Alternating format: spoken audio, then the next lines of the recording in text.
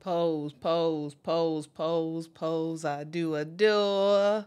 Pose, pose, pose, pose, pose, I do adore. Guys, that little weird jingle is back.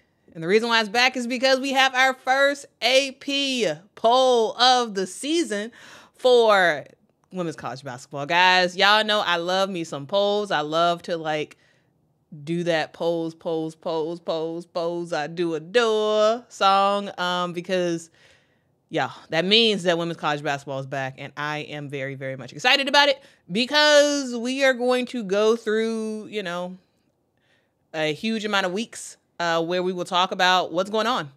We'll have a poll basically every single week that wraps up, hey, what are the changes that happened from this week, from last week, based off of the games that were played. We all know that last year we saw LSU on top of the AP poll, and then it just slowly slid down from there. And South Carolina took their place at first place and never left once they got it last year. So yeah, we'll see what happens this year. But yeah, let's get into the first AP poll of the year. This is a preseason poll. So again, it's largely based off of last year and just some changes that teams have made in terms of their personnel. But we're going to go down the list, okay? Number one, we start with number one, South Carolina. South Carolina last year with 38-0 on the season. They did go undefeated, of course, hence the 0 losses. They also won the NCAA tournament.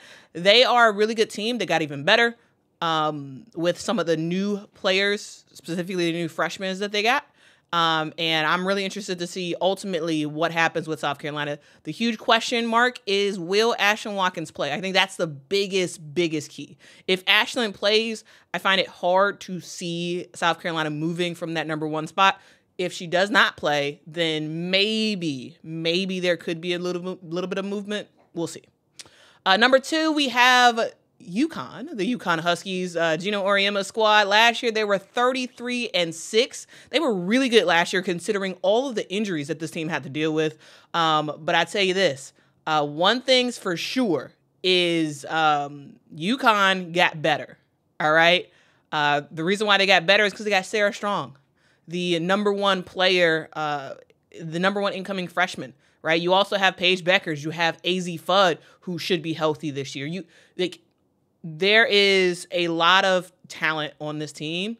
You have Janet Alfie, lots of talent on this team, and they dealt with a lot of injuries last year. And so I think this is really going to be the year that UConn will for sure be competing in the will for sure be in the Final Four, even though they were in the Final Four this past year. But I think this is going to be a really good year for Gino and squad because they have health, assuming they stay healthy. That's to me the key thing. And also, big thing to note, we have a huge game between UConn and USC that's going to be happening. And I am very, very, very much interested in that. I think that'll be the real test for UConn. Their game is in December, so December 21st, UConn plays USC. So I think that's going to be the big game. And speaking of USC, USC last year, they went from not being very good to getting juju and starting to play extremely well. Last year, USC was 29-6 on the season. This year, they're looking to do their thing. They do have a game in Paris, so that's going to be fun. I'm going to be covering that. That's going to be on November the 4th. But yeah, we'll see. USC has gotten some big time players, even a sort of a mini Juju to come to their squad. I think USC is going to be really, really good this year. So I say watch out for USC. I will have a full profile of USC where we're going to break down every single player. So yeah, that's the thing. Be excited about that because USC, they're going to be fire this year. They're going to be fire. It's going to be a battle between who's the real USC. Right? Is it South Carolina? Is it Southern Cal? Who is it? Because the Trojans about to give everybody a run for their money. Next up, we talk about number 4, Texas Longhorns. Texas is a good squad. right? They're a good squad that had some injuries last year. The most important injury, I would say, is Rory Harmon. Her getting hurt and being out for the rest of the season. That was a huge loss. I think that really did hurt their abilities to really go as far as they possibly could. Though they did really, really good. Madison Booker is fire. She's really, really, really good. Last year, the team was 33-5 on the season. And we're going to see what this team can do. You know, we are absolutely going to see they're in the SEC. And so, you know, how does Texas work in the SEC? We'll see. We will absolutely see. Like that's gonna be really fun to watch out. And also it's a lot of movement in terms of where teams are at now. Going from a number 4 to number 5, we have UCLA. Last year, UCLA was 27-7 on the season. I thought they played well last year. They played better than I expected. You got Lauren Betts, who's like really, really good. I think she's continuing to grow into her own. You add in, you know, Janiyah Barker, Tamia Gardner, Charlize Legger-Walker. Like, you already have Kiki Rice. Like, I think maybe UCLA, you know, is going to make some noise this year. I think Corey Close is a great coach, and I'm really interested to see what she does with this group this season. All right. Number 6, we have the Fighting Irish of Notre Dame. So here's the thing. Here's the thing about here's the thing about the Fighting Irish. Okay, here's the thing. I think they're going to be really good. I don't see an instance where Notre Dame is still number 6. Right? The reason why I say that is because, yes, other teams got better, and Notre Dame did too. They do have two injuries for this season, and so that's a thing. But the fact that Olivia Miles is coming back, she's healthy, she's ready to go. Her paired up with Hannah Hidalgo, who we know what she did last year, like she was fire. Neil Ivey, I like her as a coach. I'm really interested to see what this group does, because I think they could like absolutely pull into that top 4 placement in the AP polls as the season kind of goes on, because I think they just have a lot of talent. I think they do. You have 2 massively huge guards, and everybody else, you know, we'll kind of see how they rock and roll from there. But I really do think that Olivia Miles is going to be great. She's going to be really, really good for this team. Moving on to number 7, the LSU Tigers. Last year, LSU was 31-6 on the season, so not that bad, but also not as good as folks were expecting them to be, especially because they were reigning champs coming into last year. They lose, you know, players, right? You lose quite a bit of players. You also retain players, right? The key players to me this season is going to be Aaliyah Del Rosario and Nice the Beast, right? Anissa Morrow. Like, I think those are 2 players that are really going to be key for this team, and like deciding basically how good LSU will be. I think that's going to be really key. Again, all these teams, I will have actual rundowns of all the players on the teams and all that good stuff. So if y'all checked out the video I did yesterday about South Carolina, I'm going to be doing that for at least the top 15 teams on the AP poll. If not, hopefully, maybe all 25. We'll see. All right, moving on to Iowa State. The Iowa State Cyclones are also a good squad. They were 21-12 on the season last year. I think the biggest thing for Iowa State is, can Audie continue to cook? Audie Crook is a player who shined last year. Last year she averaged 19.2 points a game, 7.8 rebounds a game. She was very efficient from the field, shooting 57%. I think she's the key. She is the absolute key, and she will ultimately determine how far this team actually makes it. So yeah. Next up, number 9, NC State. NC State last year was 31-7. Here's the thing about NC State.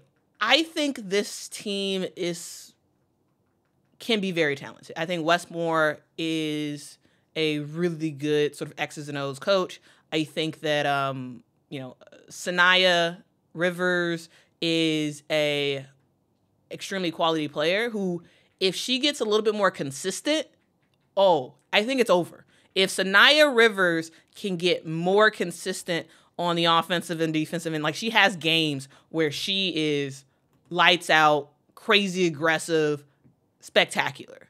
But then she also has games where she is not as impactful. And I would say if we see that 12.5 points a game go up to more of a 19-point game per game metric for her, which I absolutely think that Sanaya Rivers can do. Absolutely. I think that this NC State team will go far. If she struggles to be consistent, they'll be good, but they won't be as good. Isaiah James is fire. Zoe Brooks, I'm interested to see how she continues to grow. I think she has a lot of bright spots that we saw last year. But to me, the key for this team is Sanaya Rivers. They will go as far as Sanaya really takes them. Yes, Isaiah does score more points. I don't think this year she will score more points than Sanaya. I think Sanaya really should be at the 19-point per game mark, and Isaiah, also sort of towards that, like 18, 19-point game for both of those players. Going on to Oklahoma. Last year, Oklahoma was 23-10 on the season. You got Reagan Beers, so yeah, we go see ultimately what they're gonna do this year. Reagan Beers was fire at Oregon State. I'm interested to see what she does at Oklahoma. I tell you, conference realignment screwed up a lot of teams. I'm telling you, it really screwed up Oregon State. All right, number 11, we got Duke. Kara Lawson squad. Last year they were 22-12 on the season. This year, we'll see. We'll see. They have a fantastic freshman who can dunk. Watch videos of Toby Duncan. It's cool. We'll see. We'll see what they can do. I feel like they may be a little bit too high on this list. Maybe. I definitely think they should be lower than, I would say, Baylor. But we'll see. We'll see what Duke is able to do. They're going to be good, but I don't think they're number 11, at least right now. We'll see, though. All right, next up, we have the Baylor Bears. Last year, Baylor was 26-8 on the season. I think they're going to be a good squad. Not a whole lot to say about them. But again, I will have videos about all these teams. Number 13, we have K-State. K-State, Ayoka Lee is the number 1 player for K-State. Similar to some of these other teams, I think they will go as far as she takes them. And we'll just see. We'll just see what happens. Number 14, we have Ohio State. Last year, Ohio State was 26-6 on the season. Cody McMahon. I thought this is her junior year, and as a freshman, we saw her as a standout. As a sophomore, we saw her have some pretty huge games. As a junior, I'm looking to see that thing go even higher. I'm interested to see Cody McMahon get a little bit more aggressive early in games, and I'm looking to see her get several 20-point games, averaging closer to that 18-point, 19-point mark. So I think that's going to be key for her. She is a bit of a player who can kind of do it all. She does a lot in the paint, but she is a bit short. And so as time goes on, can we see Cody McMahon continue to stretch out that shot further and further out? I think that's going to be huge. If she can get her 3-point game to where she's going sort of towards that sort of 30% realm, 34% realm, I think that's going to be huge for this Ohio State team. And ultimately will kind of determine how far they go. Number 15, we have North Carolina, the Tar Heels of the ACC. So North Carolina, I don't know. You know, they do lose probably their most notable player, but you do have some really good talent that is still with this team. Lexi Donarski, which is one of the key ones. I need the season to start to really see what they could do. We need to see. All right, number 16, we got the West Virginia Mountaineers. They're gonna be good. They had a record last year of 25-8 on the season. JJ Kennerly, fire. I'm interested to see how she plays this year. I think she's gonna be really good. So we'll see. We got number 17. We got the Louisville Cardinals. Last year they were 24-10 on the season.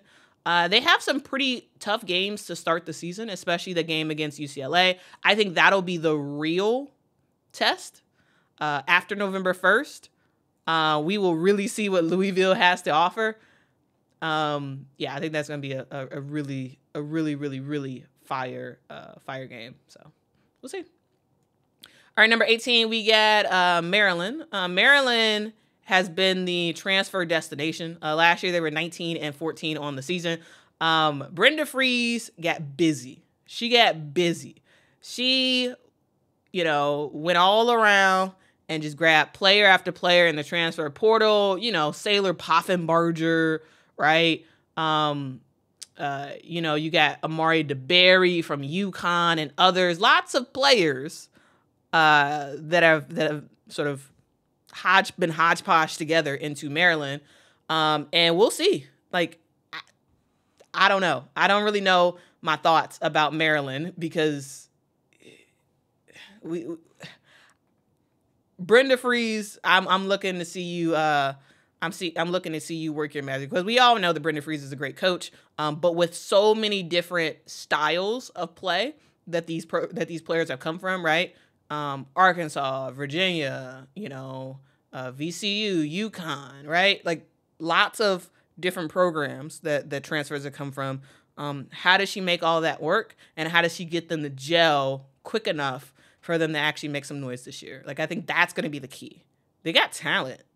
It's how do you make it all work? That's the hard part for me. Next up, we have the Florida State Seminoles. They come in at number 19. I think Florida State is good primarily because Tania Latson is like the number one player for this team. I think that she is absolutely fire. I think that as time goes on, I think she's going to continue to show her worth as a sort of fantastic player in the ACC, right? We all know how good she is. The question mark is how good is the rest of her team. They're good, but but they'll go as far as she takes them. They really will. And the question mark is, does she have enough help? TBD. All right. At number 20, we have Ole Miss. Ole Miss last year was 24-9 on the season. Ole Miss is like one of those teams that are like, that's good, but because they're in the SEC, they don't win as much as they would if they were in another conference. Like, they're really, really good. But they're going to lose to some of those higher echelon SEC teams, and sometimes like their record does not reflect as much how good they are. But they're good. They got some top players. KK Dean is healthy. And so we'll see what she's able to do. Madison Scott is really talented as well. And y'all know, I've covered it before. Y'all know how much of a fan I am of Coach Yo, and so we'll see ultimately what she's able to do for their squad. All right, number 21, we got Creighton. Number 21, we got Creighton. Last year, they were 26-6 on the season. They are one of the mid-major darlings that always show up and play some big games. Number 22, we got the Kentucky Wildcats. Last year, they were 12-20 on the season. So if you're wondering, why are they number 22? Well, they're number 22 because they got a new coach in Kenny Brooks. They got George Amore, who was really good at Virginia Tech, has moved on to the SEC. They got some other transfers, and so we're gonna see what Kentucky can do. They're put as number 22 because of the personnel they brought in. The key is, can that personnel work? That's the key. All right, number 23, we have the Nebraska Cornhuskers. Last year, they had a record of 23-12 on the season. They got some quality players. We'll see. We'll ultimately see. All right, number 24, we got them Alabama girls. Bama, 24-10 last year. You got Sarah Ashley Barker, who definitely is their sort of critical piece, right? We expect her to play really well. Last year, Sarah Ashley Barker averaged 16.8 points a game. I could see that number going up. They're definitely going to need it if they're going to make some noise in the SEC and in the NCAA as a whole. I think, closer to that double mark. She's averaging around six point something rebounds a game. And so if Sarah Ashley Barker can get her points up a little bit more and increase her rebounding, I think Alabama could be pretty fun to watch this year. And then finally, rounding out the 25, we got the Indiana Hoosiers. So yeah, we'll ultimately see. What they're able to do. Yeah, because they got some players. They have some players. But they had a huge loss last year in Mackenzie Holmes leaving, going to the WNBA, and so yeah, there's a lot to make up for Indiana. A whole lot to make up for. They got some quality players, right? Sydney Parrish, Yarden Garzone, and others. But yeah, I think that's going to be key. Like, the key is trying to fill the hole that Mackenzie Holmes left. That's the real key. Some of the teams that got votes include include Iowa, who had 37 votes, Utah, TCU, Illinois, Stanford, Michigan State, Gonzaga, Vanderbilt, South Dakota, Miami, Tennessee, Fairfield, Middle Tennessee, Georgia Tech, Syracuse, and Princeton. Now, guys, some of y'all may be like, what the heck? Iowa? How is Iowa not in the top 25? This team was a consistent sort of in that top 4 ranking all of last year. They made it to the championship game. Like, why in the world did Iowa falter? Well, the reason why they faltered is because ding, ding, ding, Caitlin Clark is no longer there. All right. Caitlin Clark was a huge, reason, the number one reason, I would say, as to why Iowa was as good as they were last year. All right. She's the reason. Now you no longer have Caitlin Clark. You no longer have Kate Martin. You no longer have Gabby Marshall. So some of your core players that you relied on last year are gone. You also no longer have Lisa Bluter. She has retired. You have Jan Jensen, who's been her right-hand woman the whole time. She has taken over as the new head coach. I'm interested to really see what happens with this. All right. I'm really interested to see. You got some quality players, right? Sydney Falter is back. Kylie Fairbach is back, right? You got some quality players. Addison O'Grady, like, good players. And then you also have a fantastic transfer in Lucy Olsen. I think Lucy Olsen will be the number one player on this team. She will be the player who shoots the most points. I mean, shoots the most baskets. She will be the number one player, right? She's the transfer that came from Villanova.